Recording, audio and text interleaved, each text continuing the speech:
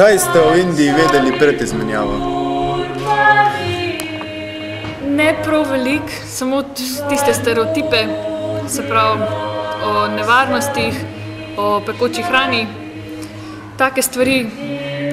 Čeprav te stereotipe se da zelo lepo razbiti, mislim, potem, ko enkrat doživiš Indijo. Bilo je težko prvih nekaj dni. Potem se pa navadiš in vidiš, kako so to topli ljudje, kako te dobro sprejmejo in v bistvu smo se počutili kot člani njihove družine.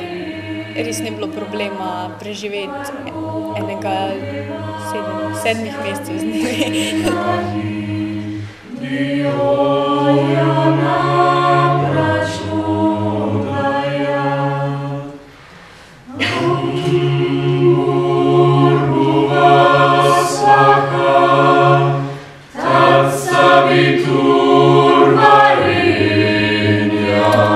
Se dosti sliši glede posilstev.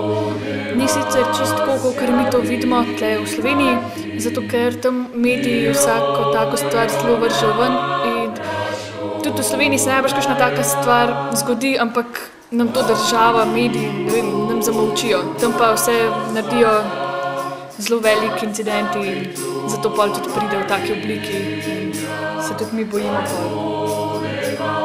Kakoli. Tudi tam so zelo skrbeli, da nisi šel nikamor sam.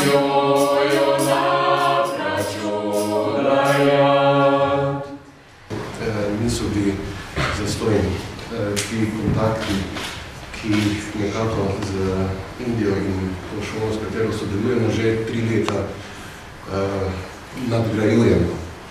No, prvi velik korak so naredili kolegi šole MIT, ki ima sedež v Noidi, to je kakšnih 20-25 km blizu Delija. Ni pa to edina šola s tem nazivom. Več teh kompleksov šol je v Indiji, tudi v tujini. In ta njihov velik prvi korak je bil ta, da so želeli neizmerno narediti tisto srečanje, ki so ga bili deležni tukaj v Evropi, pri njih. Bili smo vsi malo skeptični, glede na to, da gre za neko večjo oddaljenost, da ni šlo še za kakšno večje poznavanje, skrbel nas je denar, kako bomo do tja prišli, ampak vse te zadrege, ki so bile tehnične, nikakor vsebinske, smo rešili tudi s pomočjo veleposlaništva. To je bil naš prvi obisk predstavnikov naše šole, dijakov, kolegica, sam sem bil tudi prisoten v Indiji.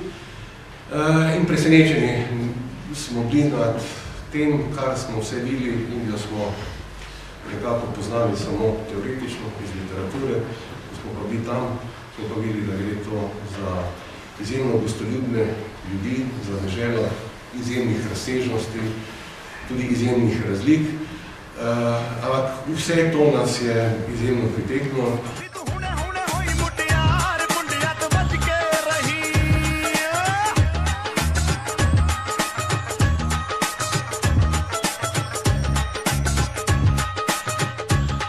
Druga mesa kot kura pa skoraj ne poznajo. Ja, kura pa očetino. Zaradi tega, ker krava je sveta žival, zaradi muslimanov pa tudi ne jejo svinjine. Pa se dobi, ampak je zelo drago meso. Zelo drago. Ja. Naprimer? Pršut.